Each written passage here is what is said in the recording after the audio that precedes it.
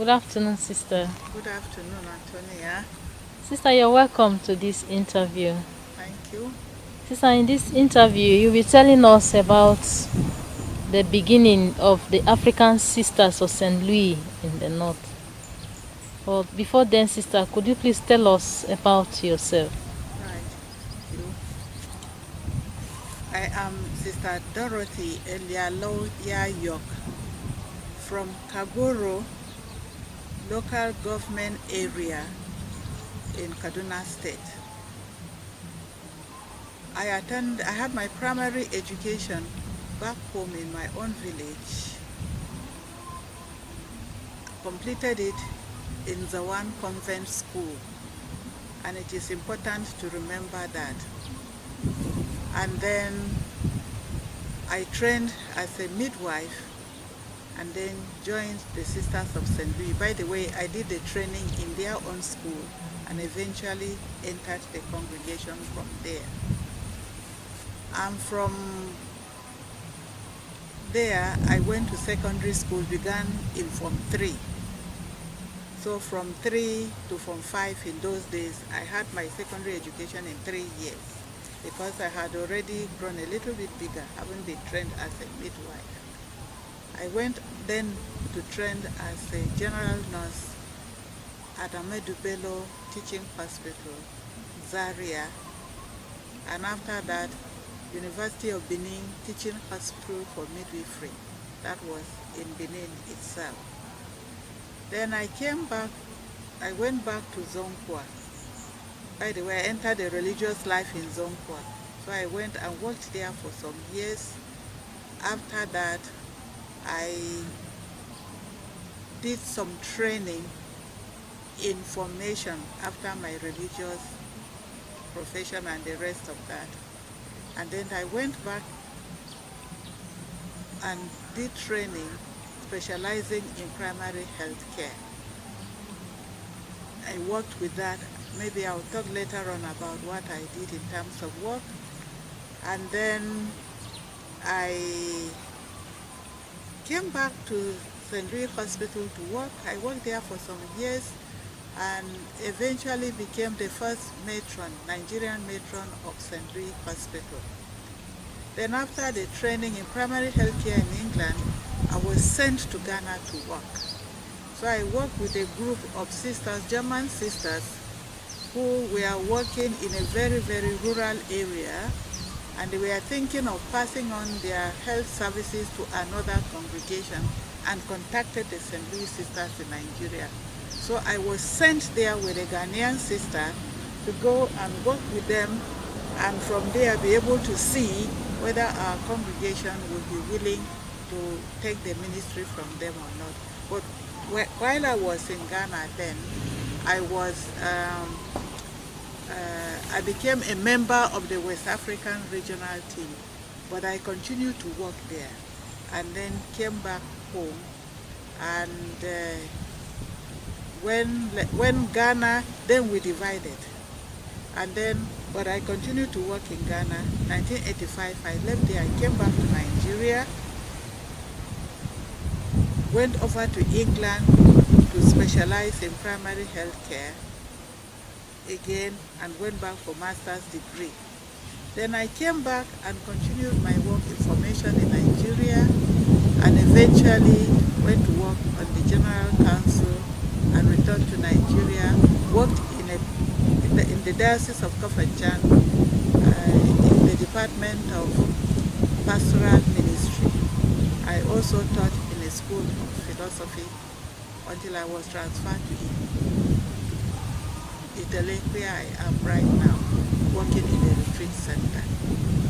So then I have kept moving, from the time of training, going to school, going to work, and all of that. And while I was in Ghana, apart from working as a member of administrative team here in Nigeria, I worked in the National Secretariat that gave me a lot of opportunity to go around Ghana and became integrated with the sisters in Ghana and really enjoyed my stay there. Thank you very much, sister. Sister, how would you describe your formation in those days? Formation in those days, if I look at it in relation to how formation is now, it was very different. First of all, our formation was very strict, but the particular sister who was training us in the north, Sister Mary Iba, who later on became Sister Anne Byrne, she was very kind to us and would always give you a very big smile, but at the same time you had to do what you would do, and because we were quite young, all of us who entered at the same time, we found that a little bit difficult. While Mary Ann, Sister Rose Ann or Mary Iba was very good to us, some of the other sisters who were around helping with the formation, sometimes we found it a bit hard. But on the whole, when I look back now, it was good, but we really did not quite understand it. So the result of that then was that the other members with whom I entered the novitiate, there were 3 plus myself, 4, they began to reconsider their vocation, and one by one they returned back home, and I was the one left. But some years later, some other sisters or some other girls entered the congregation from the north. Now, while the training was difficult for us within, since there were no other African Nigerian sisters in the locality, people did not really quite understand what we were about. And in particular, they didn't understand things around celibacy in terms of not getting married and having children. And as well as that, our habit, our religious habit, our way of dressing was very strange. I had that full habit, long habit, with a big box on our heads, and they were used to seeing that with the Irish St. Louis sisters. But when they saw that on us, they didn't quite understand. So there were all kinds of stories and all kinds of things about us and what we were doing. But one thing was sure, was that they knew that we are there in God's name and to work for God. That was how it went. But as the sisters left, some years later, a few others came. And as for me, when the first one left, I was the only one. Then I went back to school. Now I've mentioned something about going to school. I spent some years in school and picked up and went up with my work. Thank you very much, Sister. Sister, while you were talking, you mentioned that 3 other sisters that came in with you. So please, could you tell us their name and what year was this that you entered the religious life? We entered in 1963 and made our first vows in 1966. Now between that 1966 and later on the sisters left. Now the 3 sisters were Sister Mary Annunciata. Sister Mary, she was Veronica Richard. By the way, when we entered, we were given religious name. So Sister Veronica Richard became Sister Mary Annunciata. Then there was Catherine Abiri. She remained Sister Mary Catherine. Myself, Dorothy Yayock, was given the name Sister Mary Louis. And the other person, Teresa, she was Teresa Musa and remained Teresa Musa. Those were the other 3. But the year following us, 5 others mentioned, whose name I cannot remember clearly now. So when the others left between 1966 and let's say 1970s and above, I continued with what I was doing and finally made my final vows in 1975. Thank you, Sister. At this point of the living,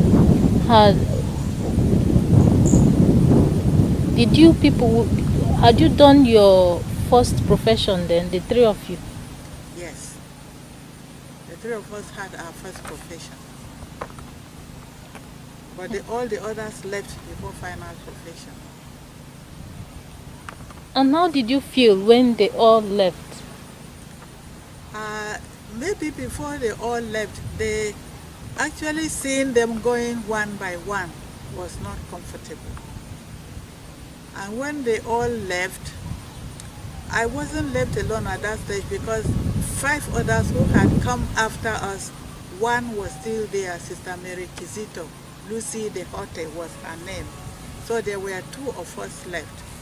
And the 2 continued. We went on to Ibadan, to a National Formation Center. That was in 1970, coming to 1971. And then when we finished at the Formation Center and returned back to Zongwa, I gained admission to ABU to continue my study. Actually, I went with Kizito. She spent a few months, maybe 2, and then she also left. So I was left alone. And I continued for so many years until those who entered later, many of them came many years after me, I mean from the north. How did I feel? How did I feel? It was lonely, but within me, I was okay. There were times when my mother would come over because she heard that they were leaving and so on. She would come over and say, "You are still here. Are you happy to be here?" I would say, "Yes." "Are you sure you don't want to come back home?" I say, "I'm sure I don't want to come back home." But as she was asking me, I was asking myself the question. But one thing really that stayed with me was that I knew they were going. I saw them going and I saw them go. But I didn't see reason good enough for me to go. That others were going was not a good enough reason for me to go, so I stayed. So all I can say then is that maybe the grace of God, inner conviction, it was, but I didn't see any reason to go. That does not mean that I saw all the reasons for staying. Do you understand that? Yes. It's just that I didn't see any reason to go. I felt that what I was doing was okay for me to keep going. Maybe until, I don't know, but I stayed.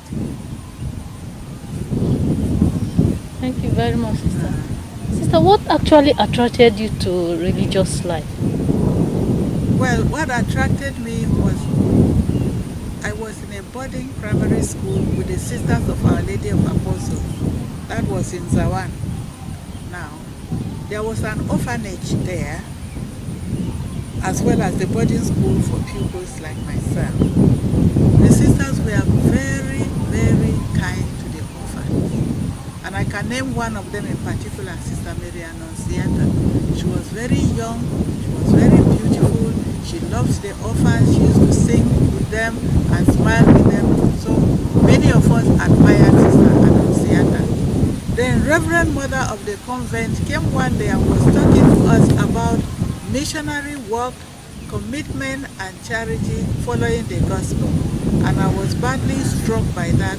From that moment, after Mother's talk, who was Mother Vigilius, I began to think of doing what they were doing. I began to think of joining religious life. I couldn't name it. I didn't know whether to call it vocation or anything. I didn't know all those words at that time. But I felt attracted to doing what they were doing. And that was how the whole thing all began. Thank you very much, sister. But then let me just continue. Having said that, when I left the boarding school, I was to go to St. Louis Secondary School, Jos. For some reason, I didn't go. It was starting then in 1960. And I was to go to Akwanga. That was a training college. For some reason that I cannot explain, I didn't go there. Instead, I went to the School of Midwifery in Zongwa, facilitated by Father Drummond, who was the parish priest of my own home church. He brought 5 of us to the nursing school in Zongwa, which was beginning. And while I was in Zongwa, the sisters had continued to talk about vocation, promoting vocation, and that's how I ended up with the Sisters of St. Louis as a sister. So 4 of us then, the 4 of us came from there, myself from the hospital, the 3 others came from the training college to begin the novitiate in Zongwa. What was the attraction? The Word of God, ministry, the sisters' example, their love for the orphans. And for us, they were good to us.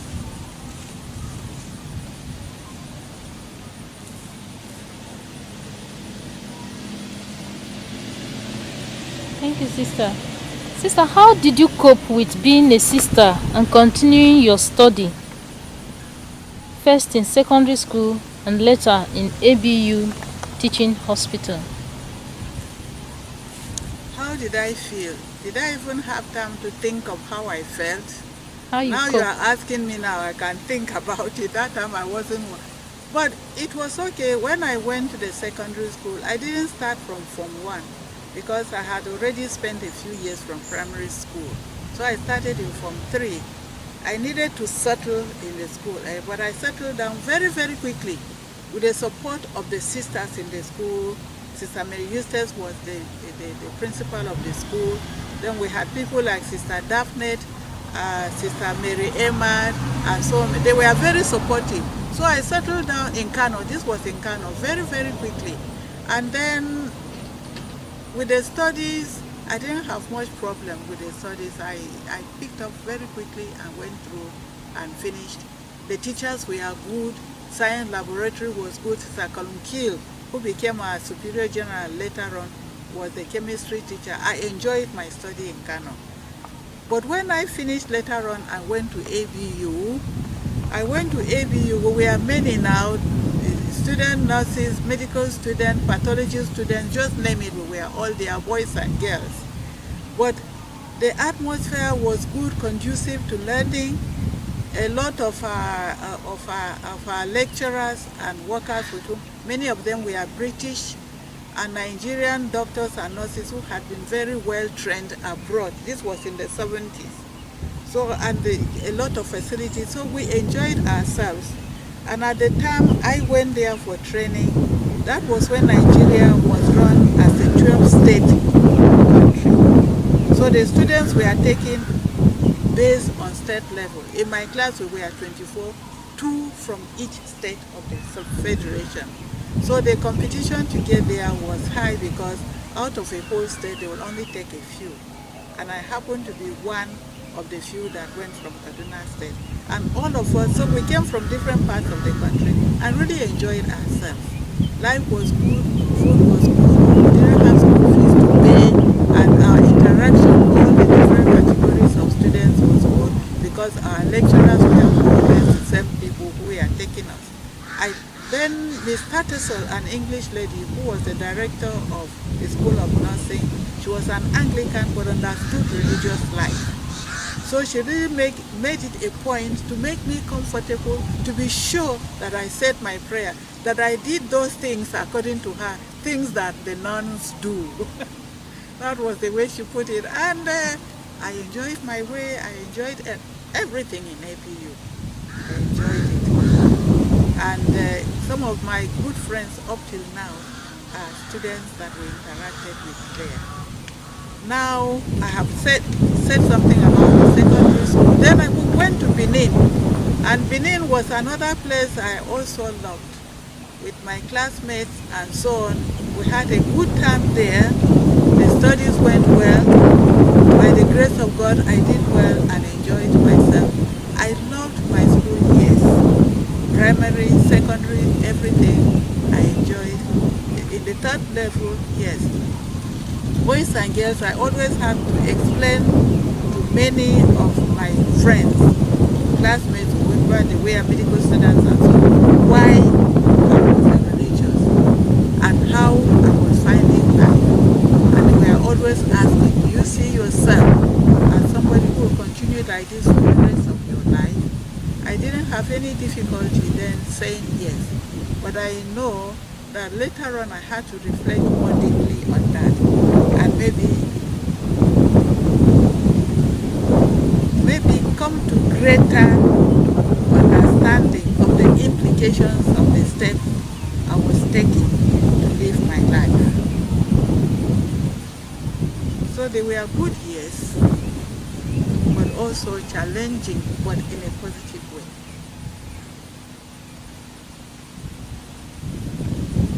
Thank you very much, sister. And another thing I will be thankful to God for is that I didn't have to repeat any class, any subject, anything. My studies just went straight forward from the beginning to the end. And that was helpful because of support of other students now, as well as the real people. We enjoyed ourselves and studied together. Thank you, sister. Sister, please, could you tell us more about African Sisters of St. Louis in the North? African Sisters of St. Louis in the North, as I've already said, 4 of us entered, isn't it?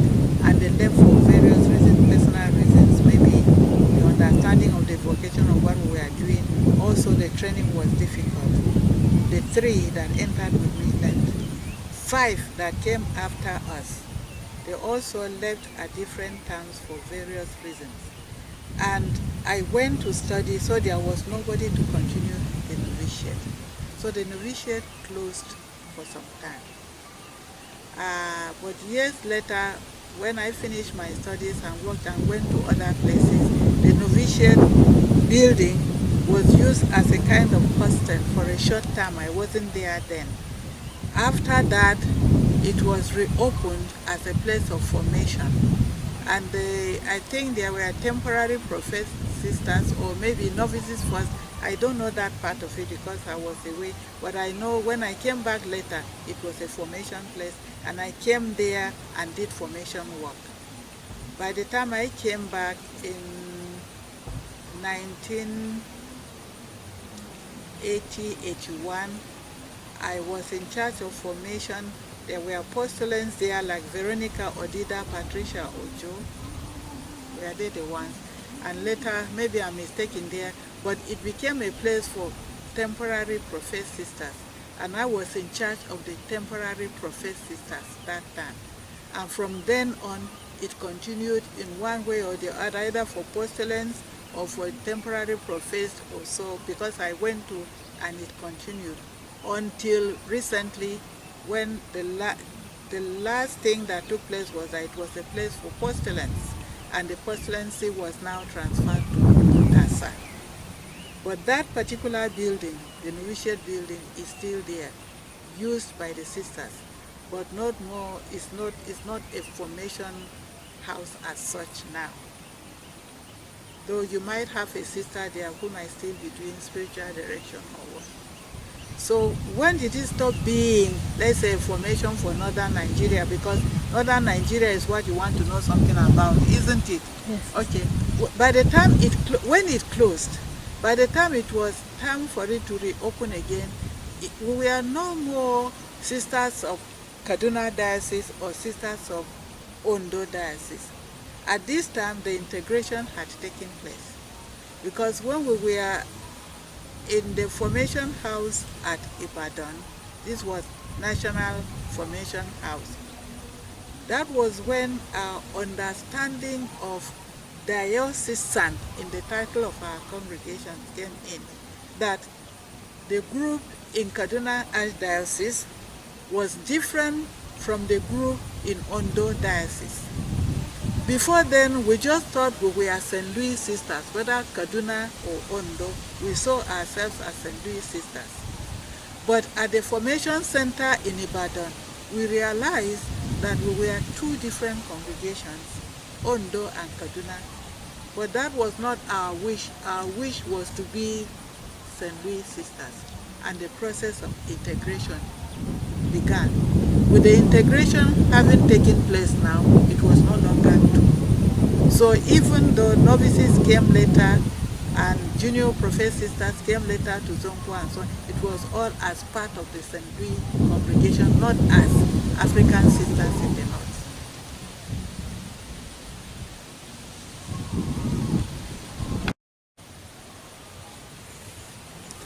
Okay, African Sisters of St. Louis in the North.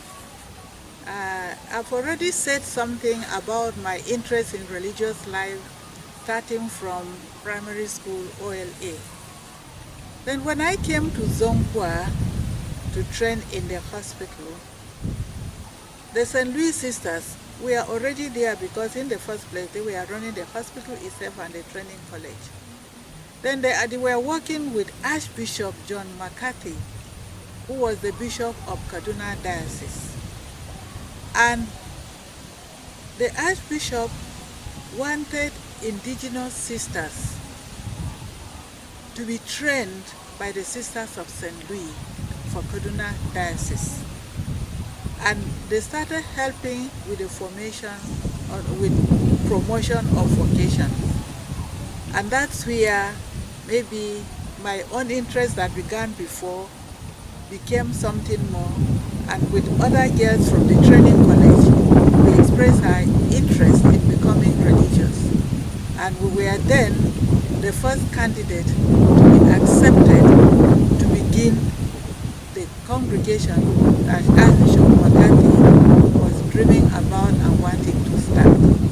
So the formation program, the novitiate, started on the 25th of March 1960, the Feast of the Annunciation. That was when we were accepted as postulates into the congregation. 4 of us, Sister Mary Annunciata, who was formerly Sister Veronica Richard, Sister Catherine Abiri, Sister Teresa Musa, and myself. So we continued together and made our first profession in May 1965. And after that, 1965, the other sisters, for various reasons, decided to live religious life at different times. And before they all left, there was another group that came, a group of 5 sisters, who also left after some time. And by 1960, 2 of us were left, Sister Mary Kizito, Lucy Dehota, and myself. I have said something about being African Sisters of St. Louis of Kaduna Archdiocese and African Sisters of St. Louis of Ondo Diocese. While we were being trained and all these titles were explained to us, I'm not sure that we really understood the meaning that being diocesan meant something very strong until we were at the formation house in Ibadan. Sister Isabel, myself, and Lucy the Hunter were there in the formation house. And sisters of other congregations started sharing who they were. And then in the middle of that sharing, we realized that the sisters in Ondo Diocese were different from those of us from Kaduna Archdiocese. And that it was not only that the Kaduna group was different from the Ondo group, but that we were also different from the sisters from Ireland who were training us. And we were all sisters of St. Louis. But our own desire and intention had been to be sisters of St. Louis. The idea of diocesan or non-diocesan was not the main thing for us. So with that awareness that we were different, so we are talking of 3 groups now: Kaduna, Ondo, Ireland. So we began to ask questions. And with our questions being raised up, then the question of integration came on. And it was something that the whole institute at that time had to look at, and it was introduced. We didn't realize that a lot of discussion was going on at congregational wise at that time because we didn't quite understand it. We came to realize that all the regions, all the areas of the congregation had to be consulted to know whether they were ready to accept us into the one St. Louis congregation that was founded in France and Ireland, or they didn't want to. And then we understood later on that all the sisters were in favor of us joining them and becoming part of the congregation, and so the integration took place. With the integration taking place then, the question of being of Kaduna Archdiocese and of being of Ondo Diocese gradually phased out because we are now one St. Louis congregation with our sisters in Ireland, America, and everywhere. And we continue to develop like that. But our bishops continue to be interested in our welfare. Bishop Field of Ondo continued to be interested in the sisters and supporting everything that was going on. Archbishop McCarthy, as long as he was there, he was interested. When he was succeeded by Bishop Jato, that interest continued. The fact that we became integrated didn't actually affect the relationship.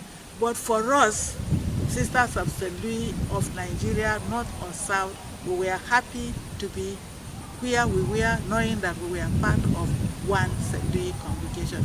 For me, who was the only one left from the North at that time, I was happy with it. And I have never had any reason to regret either being part of the sisters in the West, which is not the real reality now, or being of the international congregation. Thank you very much, Sister. Sister, since the integration into the international body of the Sisters of St. Louis, how have you seen the African sisters being integrated into the organization and participating in its life and mission? Well, I've seen it like everything is everywhere to show, isn't it? We have been part of the ministry, the apostolates that they were running. We became part of those, running those apostolates, and some of us took over. Like, okay, I became the first African matron of St. Louis Hospital, Zonkwa. And I worked with the Irish sisters with me, from whom I was learning to be leader, call it that way. And they supported everything I did, and it was successful. Ikere, for example, Patricia became the first African principal of St. Louis School in Ikere, and so many other things that we. So in terms of ministry and apostolate, we quickly just became part of it, and they allowed us. Then the other thing about that is we got the training and the formation that we needed, and that has continued to be part of this ministry of a big congregation and have been playing our part. And for me too, in taking part, like I was the first African to be on the central leadership. That was a step forward. And since then, other Africans have followed, and now we have one African as the superior general of the congregation. So all that one can say for us and for me, it has been a good experience. We became integrated, more than integrated, we became just part of the whole thing, and we are moving together as one congregation. And the congregation is developing in whatever way God wants it. But here we are moving and talking simply. Thank you very much, Sister. Sister, looking back over your 52 years in religious life, what are the things you are grateful for? What are the things you have found life-giving? What would you have loved seen done differently? What am I grateful for?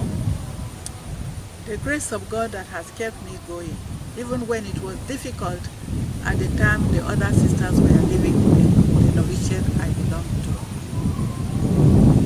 The support of the Irish sisters who brought me up in the north as well as in the south, because I often came to Akure, and Sister Anita was there and was as much of my mother as Sister Mary Abby, Sister Mary Iba, who was in the north.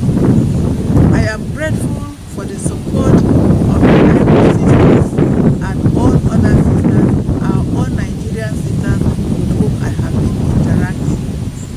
Apart from that, I'm grateful through the sisters to God and perhaps to the Archdiocese of Kaduna too, for the opportunities given to me for self-development in terms of education, in terms of opportunity to work and be in leadership and develop myself and develop others. I am grateful for the many good friends that I have in the congregation of the Sisters of St. Louis. And I'm also grateful for the opportunities I've had to move to other countries, meet other sisters, see other ways of doing things. I am grateful that God has blessed me with good health until recently. But even recently, even now, it is not bad. I'm grateful for the opportunity to study and have my faith strengthened. I am happy that I can even talk of understanding the difference between diocesan and pontifical congregation. All of those things are there. Then to pray, I have celebrated my golden jubilee. People gathered together and gave me a good celebration, which I am grateful to God. There are so many things. Now, is there anything else that I think could be done differently or whatever? It is difficult for me to see anything that I can say is very important and could have been done differently, except one. Maybe life in the novitiate could have been a little bit more gentle. If that were the case, maybe those who came and went, maybe some would have stayed. But it was not intentionally made difficult. The way the sisters who were training us understood us, they were doing their best. But the way we took it based on our culture and background, it was different. And so people made things differently. So I wish the numbers that began continue to grow. But if they didn't, at that time, there are many other sisters in the congregation from northern Nigeria now. And we don't know how many more are still to come. I see it all as being providential. So for me, I'm full of gratitude to everybody. Okay, if I can now look at myself as the sister from the north, which sometimes I am referred to, I own that fully, and I am at the same time grateful that I am part of this group, not necessarily Western group, but the whole group that is St. Louis now. Thank you, Sister. Sister, could you share with us some difficulties that you have and how you coped with them? Okay. Perhaps one major difficulty that I had one time was to do not so much with the religious life as such, it was ministry based. While I was a student in ABU, the primary healthcare concept was being introduced internationally. And there was a workshop, international workshop in Zaria while I was a student, and I was sent to it by the university. And the person who organized it here in Nigeria was Professor Ransom Kuti. And the way they talked about primary health care made a big impression on me. So that when I graduated from the school in Zaria and I was working in the hospital, having been well trained, I was doing my work and doing well. I was getting the support of the sisters. Even when I became matron, everything was fine. But inside me, I was dissatisfied. The reason was that what primary health care was trying to promote was prevention.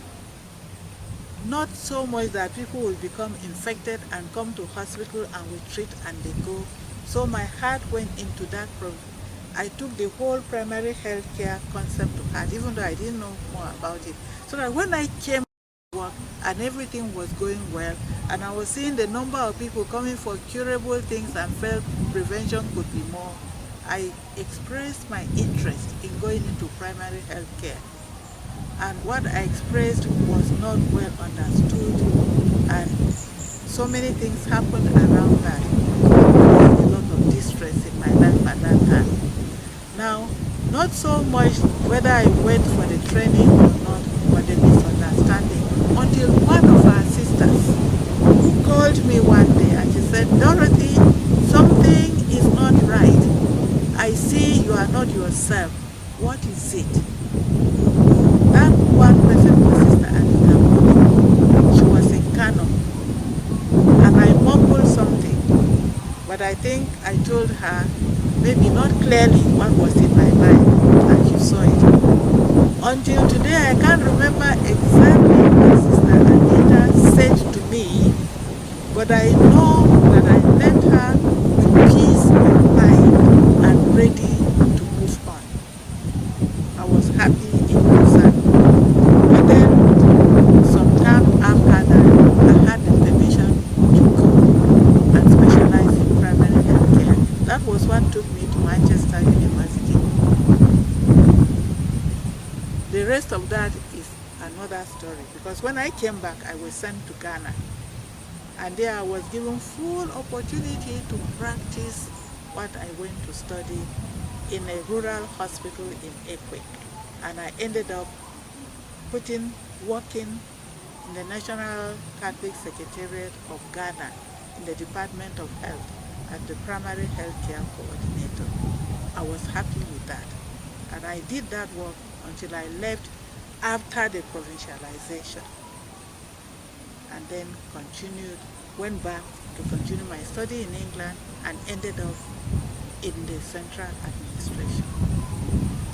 So there have been maybe other little things, but none of them was so big. Because for me at that period, it was a matter of either I continue in the congregation or I leave it, the way it was put to me at that time. I can't go on because there are names involved, so that is it.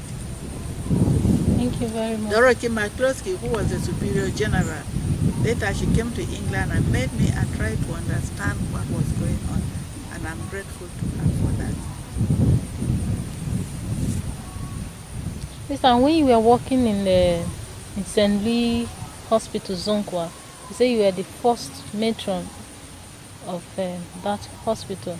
Who were those that worked with you at that time? Okay. At that time, Sister Nula was the matron up to that point, and I worked with her for some years before I became matron and before she left. Then we had Sister Bridge Costello. She's still alive. She's in Ireland. And then there were people like Sister Zelly. She's now in England, Zelly Campbell. We worked together. Sister Catherine McGuinness. She left the congregation, but she's in the United States of America. And then I worked with people like Agnes Adebayo. I think at a point too, maybe briefly with Adeluyu, but I cannot remember. There were so many. And of course, one that many people know, a lady, Margaret Imomo. She was in Zonkwa until just about a few years ago she left. Then Sister Sheila Finnegan. She was in the School of Midwifery as principal. She taught me. I didn't work with her, but I was her student. Because I was there as a student as well as a worker, I worked with so many St. Louis sisters who worked in that hospital and lived with many of the sisters who worked in the training college and secondary school Zonko. All of these people contributed to my growth and development.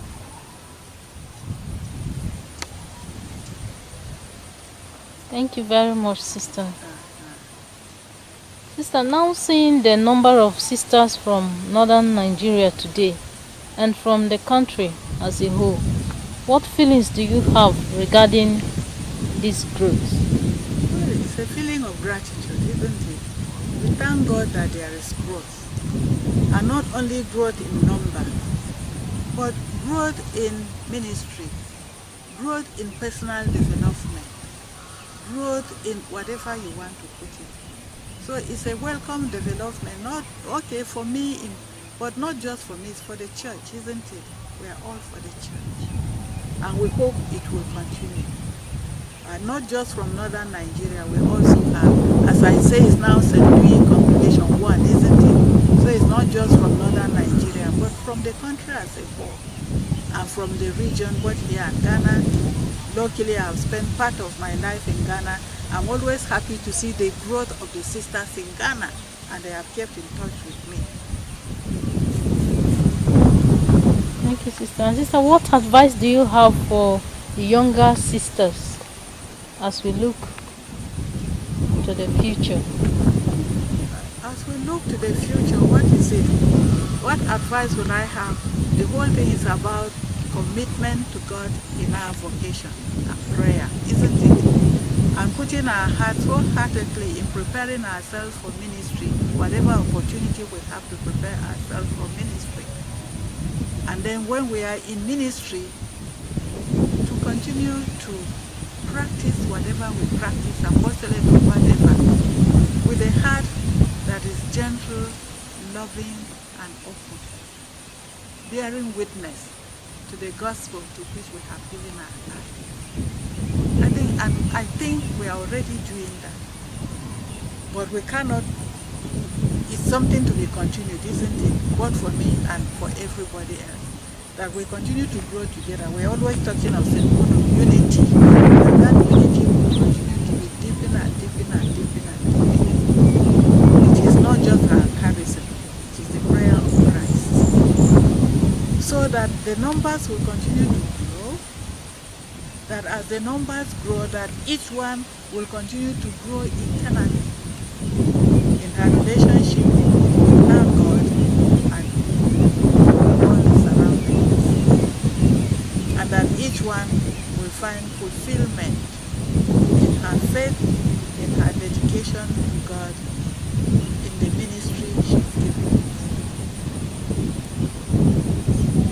We'll continue to see, some of us are already old, others will be getting older, but may we see the younger ones coming and coming and coming. Like seeing your children's children to the third, fourth, and fifth generation, isn't it? So that gives one joy.